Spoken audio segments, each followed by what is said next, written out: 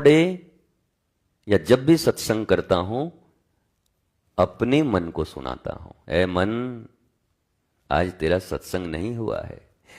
पहला श्रोता कौन? मेरा मन।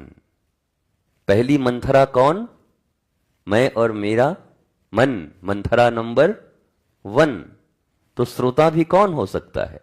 मन ही तो हो सकता है। मैं मेरे मन को ही सुनाता हूं। थोड़ा सा ऊपर करो, 1 इंच। मन को ही तो सुनाता हूं। और आप भी सत्संग बस किसको कराते हो बताओ? आप कौन हो? आत्मा, मालिक। सत्संग किसको कराते हो? आत्मा को ना। आत्मा तो शुद्ध बुद्ध चैतन्य है, उसको क्या सत्संग कराओगे? मन को कराते हो, बुद्धि को शुद्ध करते हो। समझ बोध बढ़ती है तो इंद्रियों को कराते हो कि ए इंद्रियां ज्यादा फड़फड़ा मत, धर्मानुकूल चल। सत्संग आप नहीं करते क्योंकि आत्मा स्वयं शुद्ध बुद्ध चैतन्य है।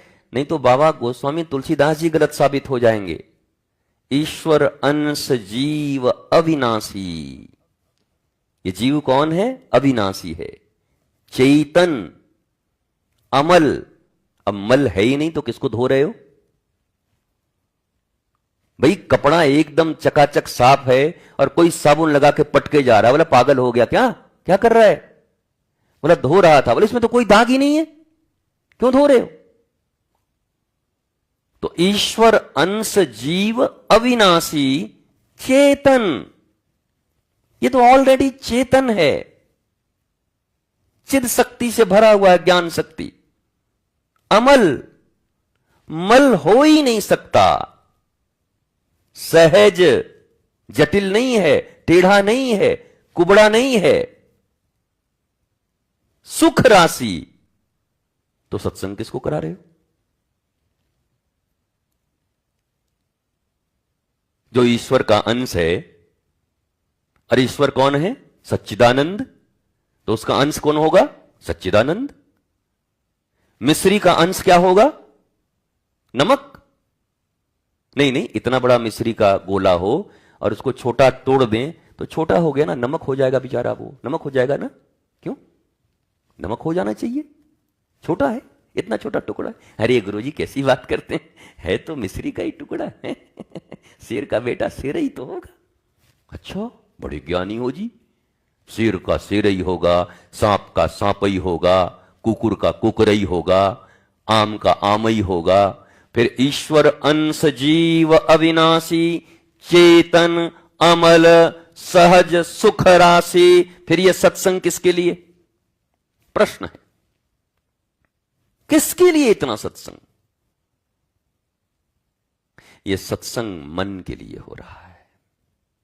माया मुई न मन मुआ, मर मर गया शरीर। शास्त्र और महापुरुषों ने कहा इस जीवन में अंतिम क्षण तक अगर किसी पर भरोसा मत करना तो अपने मन पर मत करना। यह भरोसे के काबिल नहीं है, योग्य नहीं है। मन भरोसे के योग्य नहीं है। विडंबना देखो, लोग कहते हैं आज क्या हुआ, आज तुम आश्रम नहीं गए, मन खट्टा हो गया। मन खट्टा हो गया? मन मीठा था कब तुम्हारा? जन्म जन्म का जहरीला मन ही तो लेकर आए थे यहां जहर से मुक्त करवाने, और फिर उसी मन का बहाना लेके चले गए। मन खट्टा?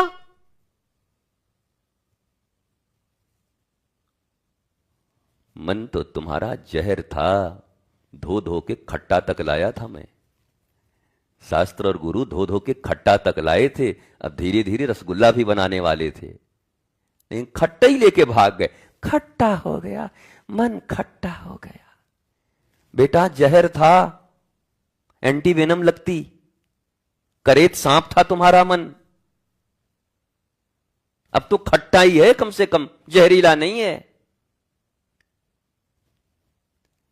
तो उस मन को सत्संग कराते हैं गुरु की सन्निधि में। तुम तो चैतन्य हो, तुम मालिक हो। भगवान ने 5-6 बकरियां दी हैं तुमको चराने के लिए, जाओ 6 बकरियों का मालिक बना रहा हूं, चराओ। 6 गैया दे रहा हूं, जाओ। 6 घोड़े दे रहा हूं, जाओ। तुम मालिक हो, चराओ इनको। ये मन रूपी बकरी को चराने को मिला है तुमको। तुम बकरी भी नहीं हो, तुम चरवाहे हो, मालिक हो इसके। पर अब बकरी ही मालिक हो गई। अब मालिक भाग रहा है। वाजिद के विषय में जो मैंने कई बार कहा, वाजिद जा रहा है तो पूछा किसी ने, एक गाय को पकड़ के एक आदमी ले जा रहा था, उसकी गर्दन में वो रस्सी लगी हुई थी। तो शिष्यों ने पूछा संत वाजिद से कि गुरुदेव, ये इसमें गैया मालिक है कि ये जो पकड़ के ले जा रहे हैं ये मालिक है? नहीं, गुरुजी ने ही पूछा शिष्यों से, अच्छा बेटा बताओ तो, इसमें वो जो पकड़ के ले जा रहा है वो मालिक है कि गैया मालिक है? बोला गुरुजी कैसी बात करते हैं, गर्दन में उसकी रस्सी लगी है, वो गुलाम है, वो मालिक जा रहा है। बोला हमको तो उल्टा दिख रहा है बे। बोला उल्टा दिख रहा है मतलब? बोला चल ठीक है।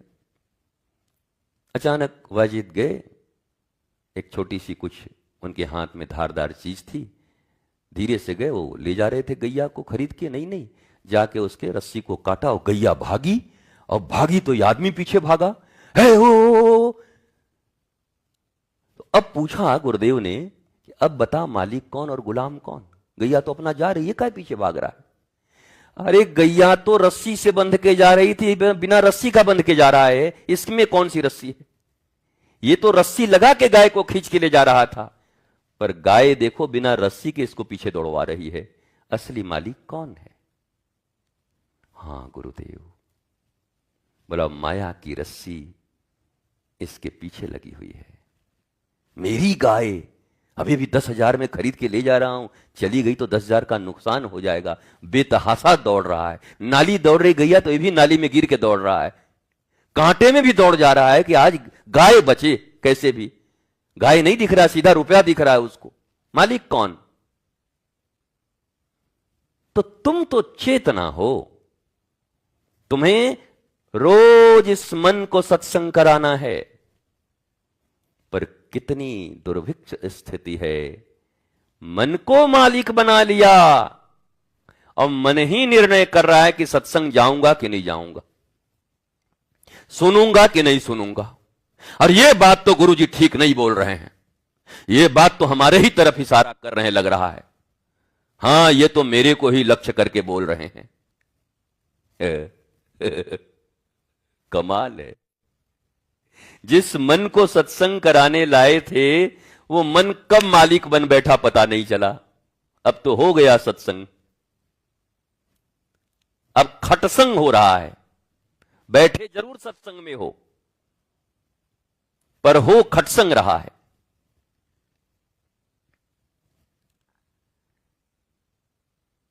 इसलिए मन के ऊपर महापुरुषों ने विश्वास करने के लिए नहीं कहा।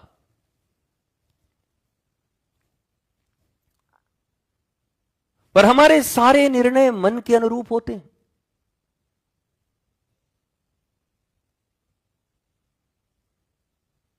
मेरे मन को भाया, कुत्ता काट के खाया, मन से चल रहे हैं।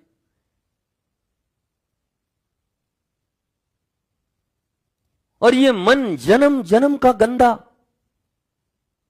जन्म जन्म का गुलाम, अज्ञानी।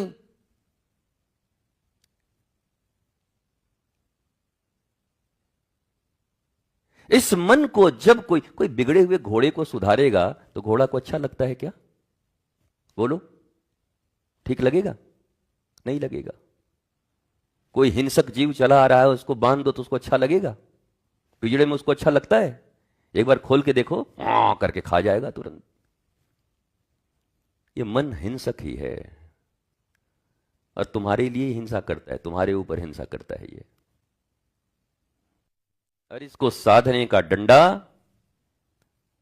एकमात्र सत्संग है। इस मन रूपी बकरी को अगर कोई साध सकता है तो इस मन को हम सत्संग कराते हैं। लेकिन कमाल है कि यह मन ही निर्णय ले लेता है फिर, और हम इसके पीछे चलने लगते हैं। क्यों? हमने महत्व सत्संग को नहीं दिया। नहीं तो जीवन में सत्संग कर रहे हैं और दूध पीने के लिए रखा हुआ है और हम देख रहे हैं कि छिपकली गिर रही है, हम कहें नहीं भाई सत्संग कर रहे हैं, अब गिरी जाए उसके बाद देखते हैं। तो गिरी जाएगी उसमें। तो सत्संग अभी यही है कि भाई उसको ढक दीजिए, छिपकली न गिरे इसमें, यह सत्संग है प्रेजेंट। भगवान श्री कृष्ण ने कहा वर्तमान में जियो, वर्तमान को ठीक करो। तो वर्तमान को ठीक करना ही सत्संग है, वर्तमान में सीखना ही सत्संग है। तो महत्व आपने जिसको दिया होगा वही आपके जीवन में आपको हंसाएगा या रुलाएगा। आपका हंसना या आपका रोना ये किसी और के ऊपर निर्भर नहीं है। आपने जो किया होगा, जिसको महत्व दिया होगा, अब उसके परिणाम आपके जीवन में उपस्थित होंगे, कोई रोक नहीं सकता। इसलिए यह मत कहना मेरा जीवन खराब हो गया, मुझे इसने रुला दिया, मुझे इसने बर्बाद। किसी ने नहीं रुलाया। आपने महत्व किसको दिया? किसको? आत्मा को, ज्ञान को, समझ को, शरीर को, अज्ञानता को? किसको महत्व दिया?